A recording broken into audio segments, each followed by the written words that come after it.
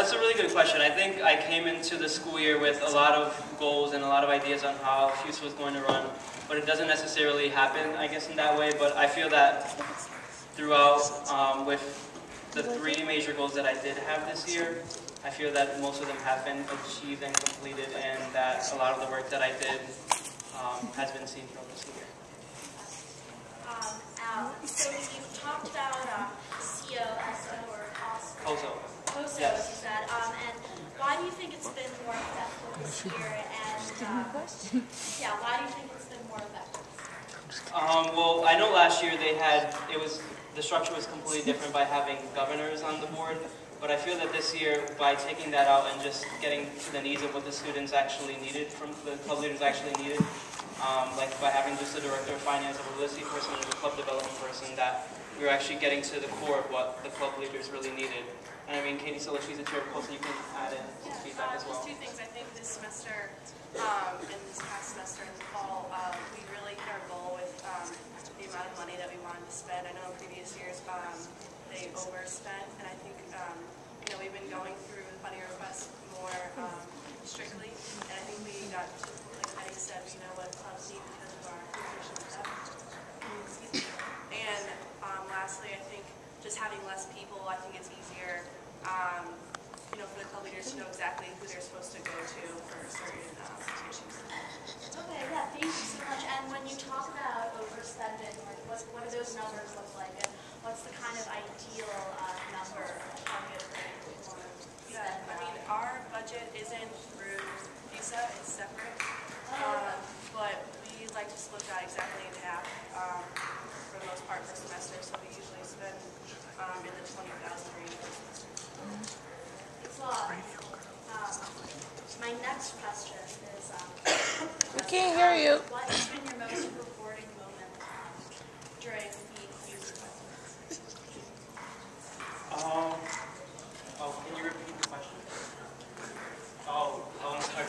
The question was, what was your most rewarding experience as FUSA president? And that's a good question, actually. I have to think about that really fast. Take your time. I mean, I don't think there's been only one rewarding experience, but I would have to say it's definitely working with the executive cabinet team, because I think that it's been with our work together as a team that we've been able to accomplish all of the goals, and it's just rewarding to see it now that it's been a year since I've been elected as FUSA president, and just seeing all the different things that FUSA has worked on over the course of the past year, and seeing how we've made it together as a team. That's probably the most rewarding experience, I would say. Thank you. It's really nice. And now I have another question from the audience. Let me open it up.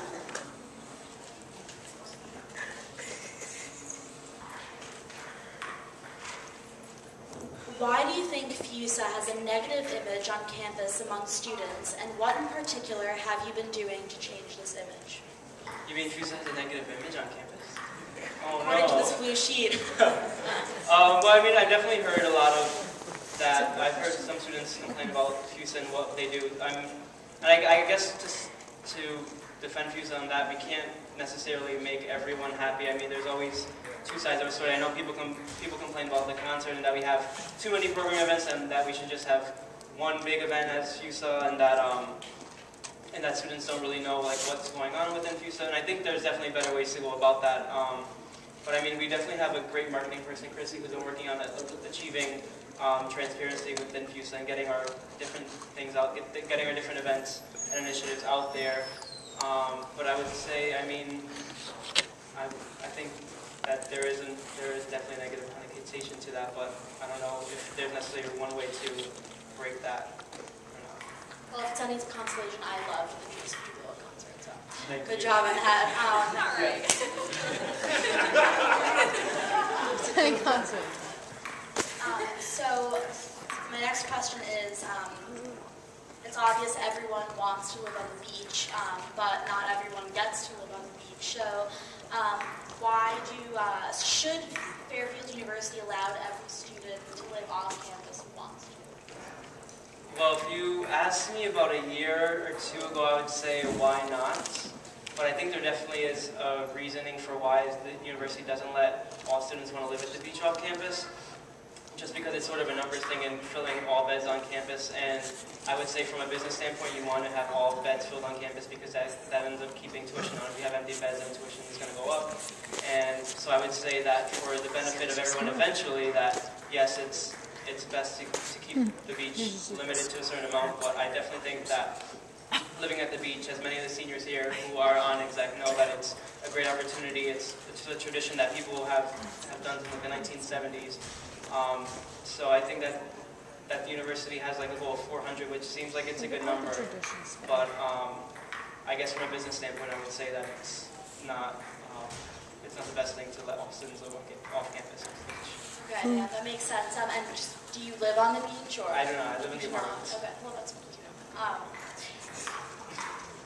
My next question, what has been your biggest challenge as FUSA president? If any. Good question.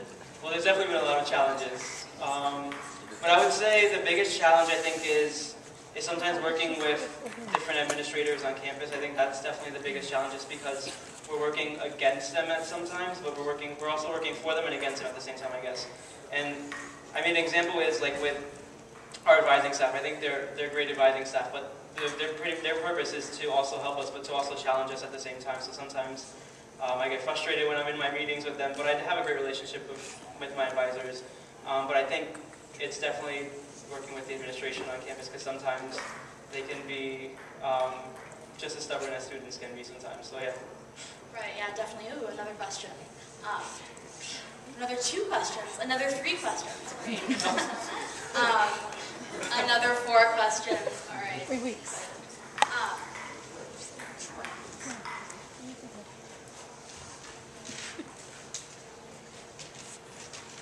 Wow, this is a long one. Okay.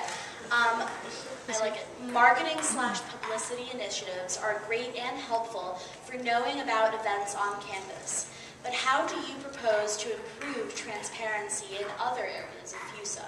For example, what other projects are you working on to help and represent the students now, not to just entertain them?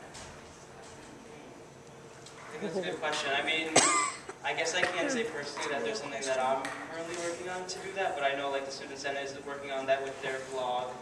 And I guess, I mean, Christy can, if you want to elaborate on some of other, I mean, you can elaborate on the ideas on the stuff that you put up. So within this year, we're trying to move more towards the media aspect, obviously, and my role, a lot of it this year has been programming based, because that's where there's been more things have been happening. So because of that, that's where most of the focus has been. But overall, every week there is something posted in the Mirror. We have an entire page that updates everything that's going on that week during FUSA, which also has a Senate area, and if there's anything overall, such as right now elections are going on.